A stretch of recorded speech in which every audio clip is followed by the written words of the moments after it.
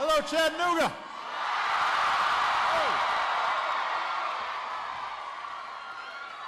Well, it is good to be back in Tennessee.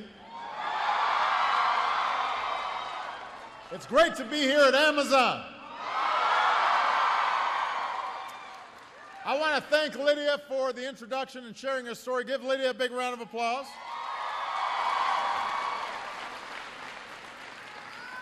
So this is something here. I just finished getting a tour of just one little corner of this massive facility, size of 28 football fields. Last year, during the busiest day of the Christmas rush, customers around the world ordered more than 300 items from Amazon every second. And a lot of those traveled through this building. So this is kind of like the North Pole of the South, right here.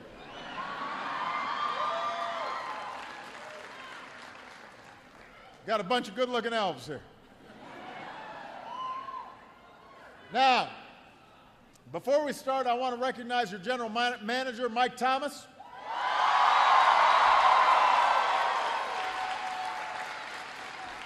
My tour guide and your vice president, Dave Clark. You've got the mayor of Chattanooga, Andy Burke. And you've got one of the finest gentlemen I know, your Congressman, Jim Cooper. So thank you all for being here. So I've come here today to talk a little more about something that I was discussing last week. And that's what we need to do as a country to secure a better bargain for the middle class. A national strategy to make sure that every single person who's willing to work hard in this country has a chance to succeed in the 21st century economy.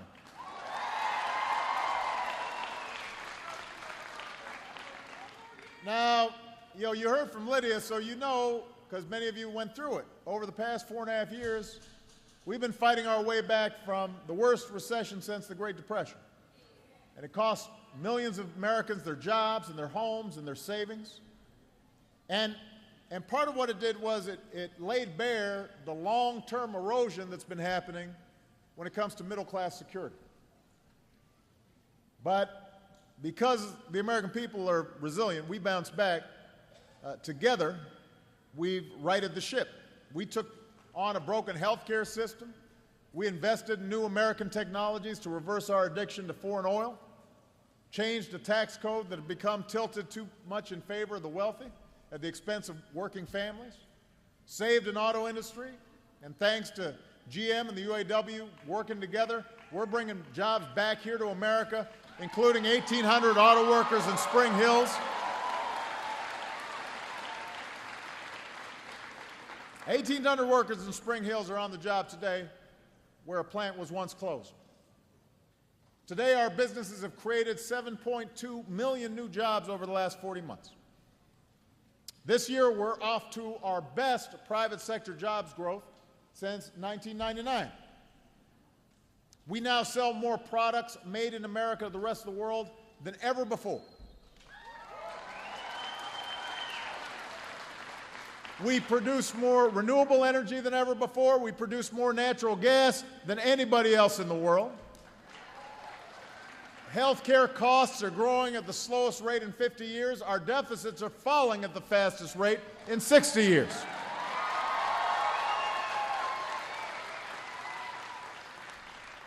So thanks to hardworking folks like you, thanks to the grit and resilience of the American people, we've been able to clear away some of the rubble from the financial crisis. We've started to lay a new foundation for a stronger, more durable America. The kind of economic growth that's broad-based, the foundation required to make this century another American century. But, as I said last week, and as every middle-class family will tell you, we're not there yet.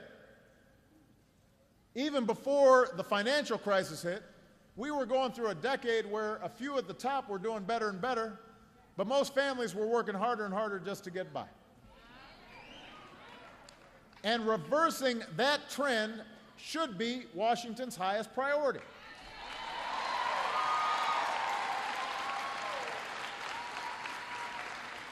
It's my highest priority.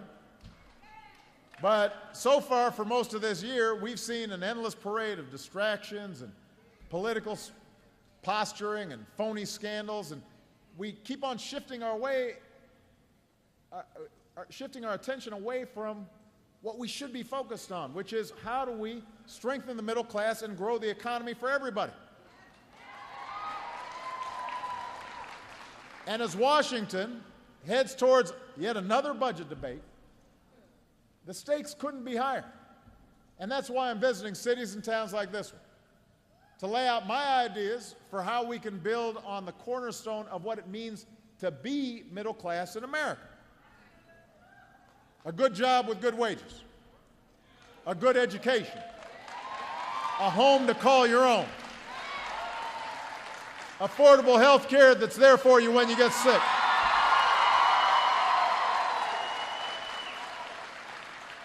a secure retirement even if you're not rich, more chances for folks to earn their way into the middle class as long as they're willing to work for it. And most importantly, the chance to pass on a better future for our kids. So I'm doing a series of speeches over the next several weeks, but I came to Chattanooga today to talk about the first and most important cornerstone of middle-class security, and that's a good job in a durable, growing industry. It's hard to get the other stuff going if you don't have a good job. And the truth is, everything I'm going to be talking about over the next several weeks really is about jobs. Because preparing our children and our workers for the global competition they'll face, that's all about jobs. A housing finance system that makes it easier and safer to buy and build new homes, that's about jobs in the construction industry. Healthcare that frees you from the fear of losing everything after you've worked so hard. And then having the freedom to maybe start your own business because you know you'll be able to get health care, that's about jobs. And obviously, retirement benefits speak to the quality of our jobs. And let me say this, something everybody here understands. Jobs are about more than just paying the bills. Jobs are about more than just statistics. You know, we've never just defined having a job as having a paycheck here in America. A job is a source of pride. It's a source of dignity. It's the way you look after your family.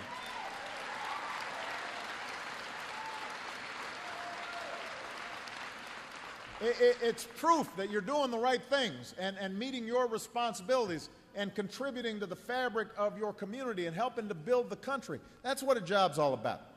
It's not just about a paycheck.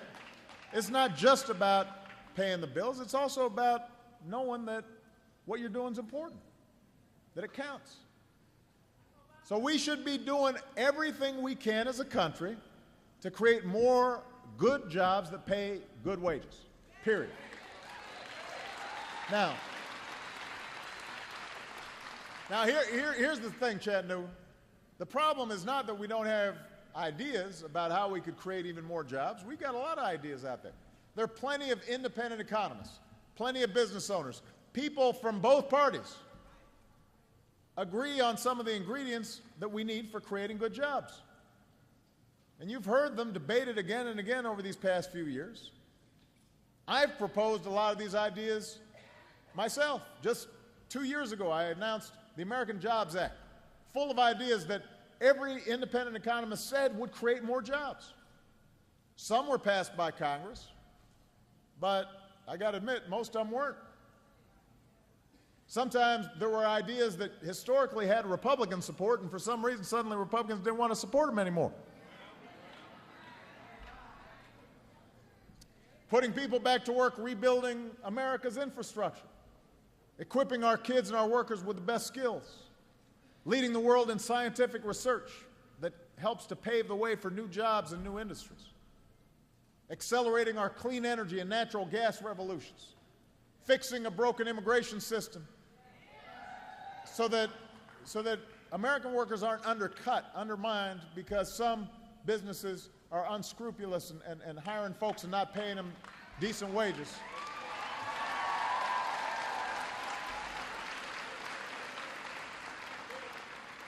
Independent economists say immigration reform would boost our economy by more than $1 trillion.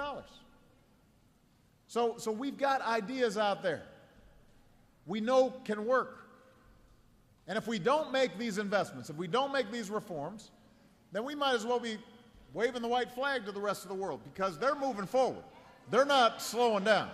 China, Germany, India, they're going. And we can't just sit by and do nothing. Doing nothing doesn't help the middle class. So today I came here to offer a framework that might help break through some of the political logjam in Washington, try to get Congress to start moving on some of these proven ideas.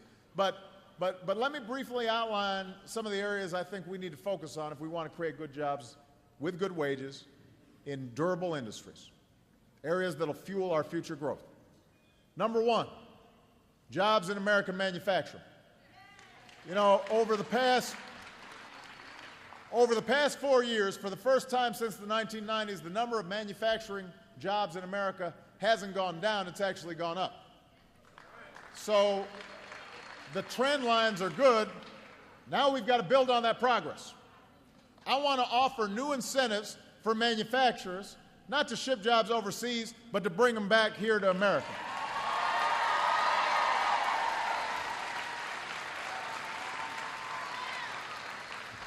I want new tax credits so communities hit hardest by plant closures can attract new investment.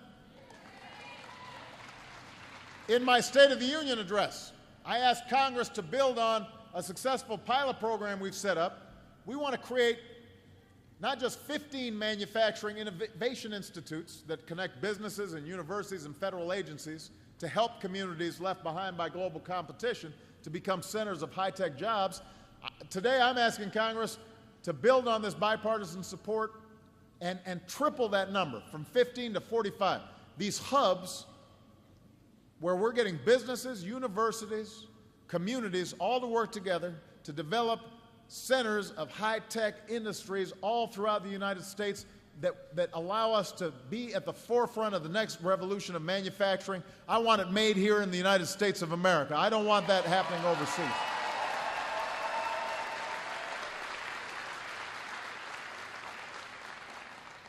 Number two, I talked about this last week, jobs rebuilding our infrastructure.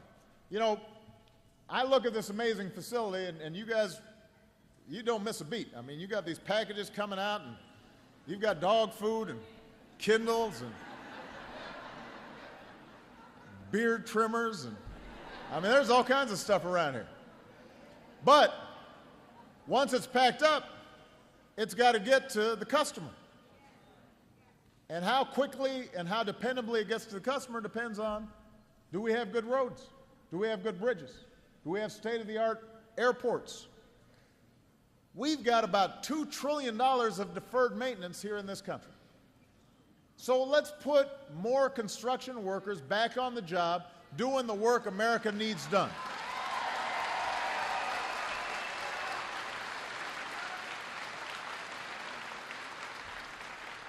These are vital projects that Amazon needs, businesses all across the country need, like widening Route 27 here in Chattanooga, deepening the Jacksonville port that I visited last week. These are projects vital to our national pride. You know, we're going to be breaking ground this week at the St. Louis Arch. You know, Congress should pass what I've called my Fix It First plan, to put people to work immediately on our most urgent repairs, like the 100,000 bridges that are old enough to qualify for Medicare. That will create good middle-class jobs right now. Right now.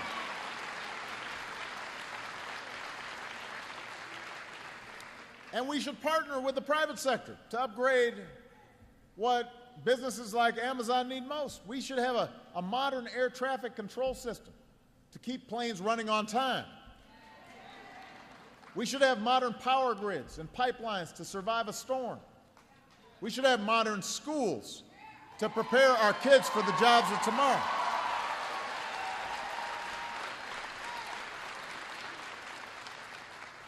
Number three, we need to keep creating good jobs in energy. In wind and solar and natural gas, those new energy sources are reducing energy costs. They're reducing dangerous carbon pollution.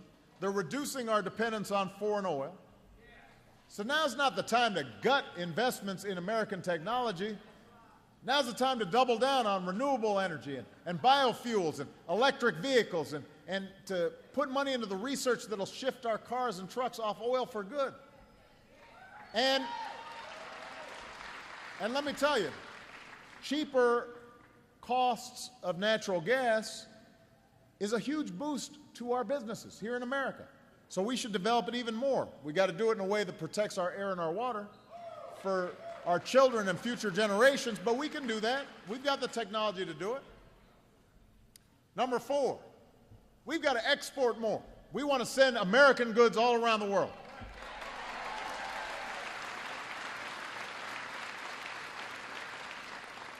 You know, a year ago I signed a new trade agreement with Korea because they were selling a lot of Hyundais here, but we weren't selling a lot of, GM cars over there. Since we signed that deal, our big three automakers are selling 18% more cars in Korea than they were.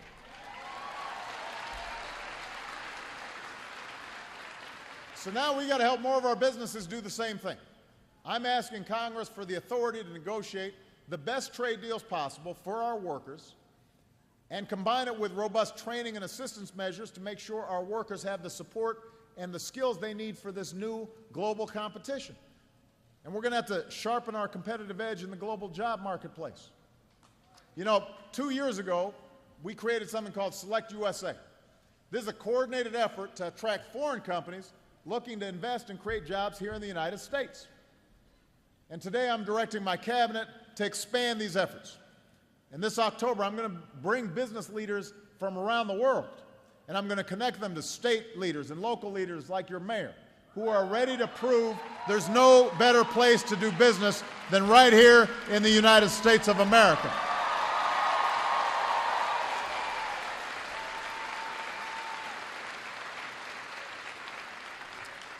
Number five, let's do more to help the more than 4 million long-term unemployed Americans that are out there. One of the problems that happens is a lot of folks, they lose their jobs during this really bad recession through no fault of their own. They've got what it takes to fill that job opening, but because they've been out of work so long, employers won't even give their application a fair look. So I'm challenging CEOs to do more to get these Americans back on their feet.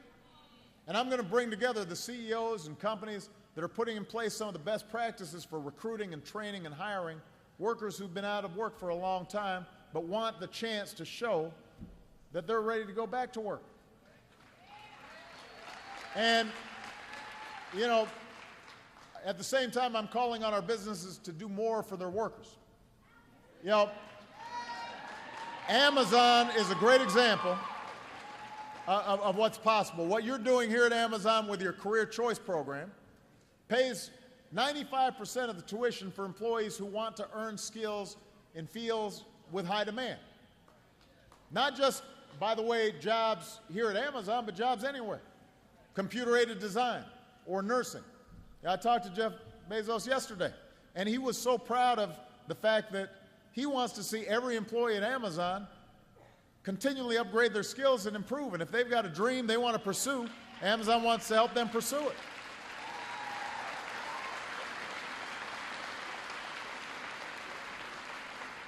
That's the kind of approach that we need from America's businesses. Offering training programs, health care, retirement plans, paying better wages, that's not just the right thing to do, it's actually good for your bottom line. A recent study shows that when a company makes the list of the 100 best companies to work for in America, its share price outperforms its competitors. Because, the stock market and investors, they know if a company has employees that are motivated and happy, that business is more likely to succeed. That business is more likely to succeed. And because nobody who works full-time in America should have to live in poverty, I'm going to keep on making the case and fighting for the fact that we need to raise our minimum wage, because right now it's in lower terms than it was when Ronald Reagan took office.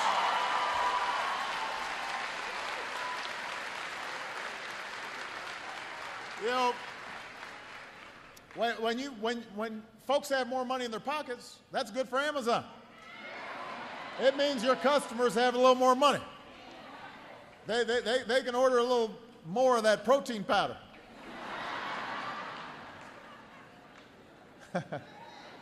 I noticed a lot of folks were ordering protein powder. Everybody's trying to get bulked up. So those are some of the ideas that we're out there, we're promoting. We're not lacking for ideas. We're just lacking action, especially out of Washington.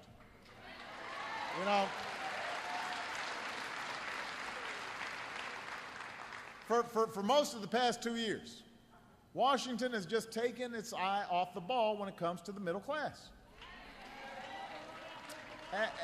And I'll tell you, look, there are a growing number of, the good news is there are a growing number of Republican senators who are trying to work with Democrats to get some stuff done. That's good news. The bad news is that rather than keep our focus on what should be our priority, which is growing our economy and creating good middle-class jobs, we've seen a certain faction of Republicans in Congress hurt a fragile recovery by saying that they wouldn't pay the very bills that Congress racked up in the first place, threatening to shut down the people's government if they can't get rid of Obamacare. Instead of reducing our deficits with a scalpel to get rid of programs we don't need but keep vital investments that we do, this same group has kept in place this meat cleaver called the sequester that is just slashing all kinds of important investments in education and research and our military. All the things that are needed to make this country a magnet for good middle-class jobs, those things are being cut. And these moves don't just hurt our economy in the long term, they hurt our middle class right now. The independent Congressional Budget Office estimates that the cuts that are being made right now in Washington will cost our economy 750,000 jobs this year, 900,000 fewer jobs next year. And a lot of the jobs at risk are at small businesses that contract with our military or our federal agencies. Over the past 4 years, another 700,000 workers at the federal, state, and local levels of government have lost their jobs. These are cops and firefighters. And about half of them are people who work in our schools. Those are real jobs. It doesn't help a company like Amazon when a teacher or a cop or a firefighter loses their job. They don't have money to place an order. That's hundreds of thousands of customers who have less money to spend. If those layoffs had not happened, if public sector employees grew like they did the past 2 recessions, the unemployment rate would be 6.5 instead of 7.5. Our economy would be much better off, and the deficit would still be going down because we'd be getting more tax revenue. So the point is, if Washington spent as much time and energy these past 2 years figuring out how to grow our economy and grow our middle class as it spent manufacturing crises in pursuit of a cut-at-all-costs approach to deficits, we'd be much better off. We'd be much better off.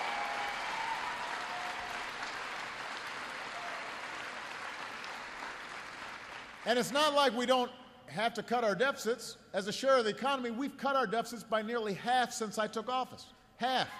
And they're projected to go down even further. But there's a right way to do it and a wrong way to do it. And we should do it in a way that actually helps middle-class families instead of hurts them.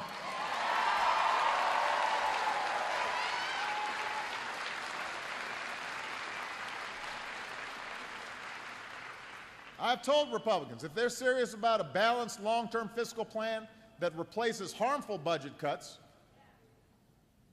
that would get serious about a long-term plan that prevents those 900,000 jobs from being lost, that helps grow the economy, that helps the middle class, I am ready to go.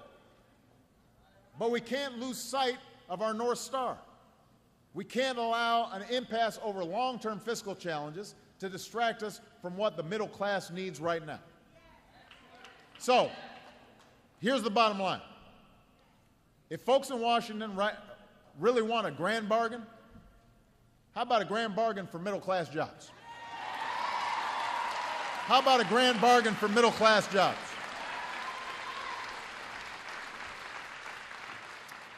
I don't want to go through the same old arguments where I propose an idea and the Republicans just say no because it's my idea.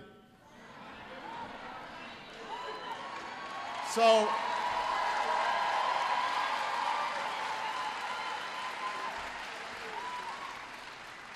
I'm going to try offering something that serious people in both parties should be able to support. A deal that simplifies the tax code for our businesses and creates good jobs with good wages for middle-class folks who work at those businesses.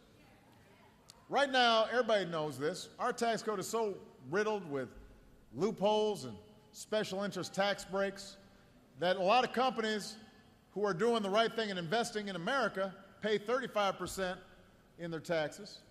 Corporations who've got fancy accountants and stash their money overseas, they pay little or nothing in taxes. That's not fair. And it's not good for the economy here. So, I'm willing to simplify our tax code, closes those loopholes, ends incentives to ship jobs overseas, lowers the rate for businesses that are creating jobs right here in America,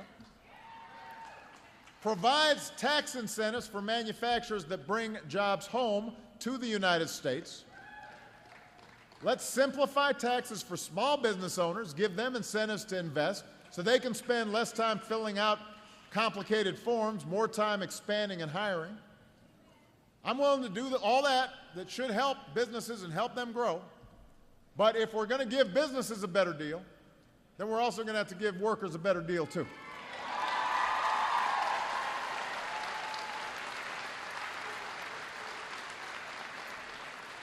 I want to use some of the money that we save by closing these loopholes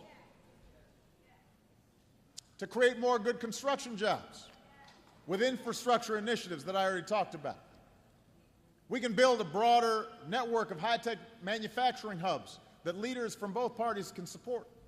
We can help our community colleges arm our workers with the skills that a global economy demands.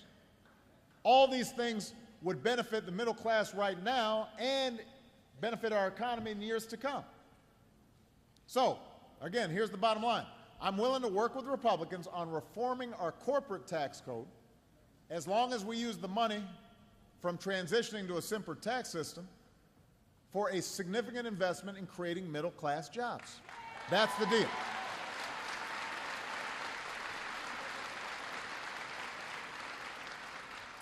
And, you know, I'm just going to keep on throwing ideas out there to see if something takes. I'm going to lay out my ideas to give the middle class a better shot. But now it's time for Republicans to lay out their ideas. If they've got a better plan to bring back more manufacturing jobs here to Tennessee and around the country, then let them know.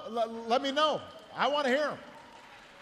If they've got a better plan to create jobs rebuilding our infrastructure or to help workers earn the high-tech skills that they need, then they should offer up these ideas. But I've got to tell you, just gutting our environmental protection, that's not a jobs plan. Gutting investments in education, that's not a jobs plan. You know, they keep on talking about this, an oil pipeline coming down from Canada that's estimated to create about 50 permanent jobs. That's not a jobs plan. Wasting the country's time by taking something like 40 meaningless votes to repeal Obamacare is not a jobs plan. That's not a jobs plan.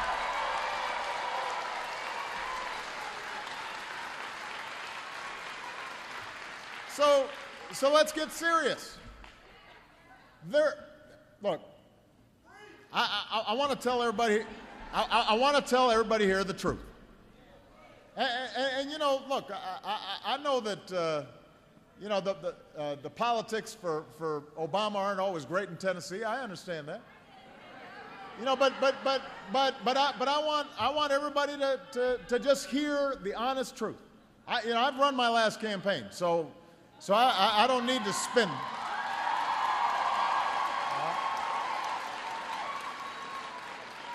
And here's the truth. There are no gimmicks that create jobs. There are no simple tricks to grow the economy. You know, growing the economy, making sure that the middle class is strong, it's like getting in shape. You know, you can't just go on the, you know, muffin and donut diet and you know, the latest fad and lose weight. You got to work out and you got to eat better, right? Well, the same is true for our economy. The same is true for helping the middle class. We've got to have a serious, steady, long-term American strategy to reverse the long-term erosion of middle-class security and give everybody a fair shot. And we know what we have to do. It involves education, it involves infrastructure, it involves research, it involves good energy policy. And we just have to stay at it. More good jobs that pay decent wages, a better bargain for the middle class, an economy that grows from the middle out. That's got to be our focus. We can't be getting into a whole bunch of fads and pretend like, you know, you roll back Obamacare and suddenly all these jobs are going to be created. Because the middle class was struggling before I came into office. The middle class was losing ground before I came into office.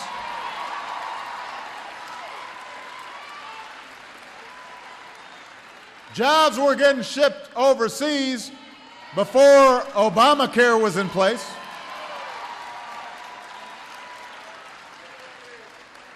So we got to be honest. We got to be honest about the challenges we face, but also the opportunities that are out there. And that's what I'm going to be focused on, not just for the next few months. I'm going to be focused for every one of the 1,270 days I've got left in my presidency on how to make sure that we've got more opportunity and more security for everybody who's willing to work hard in this country.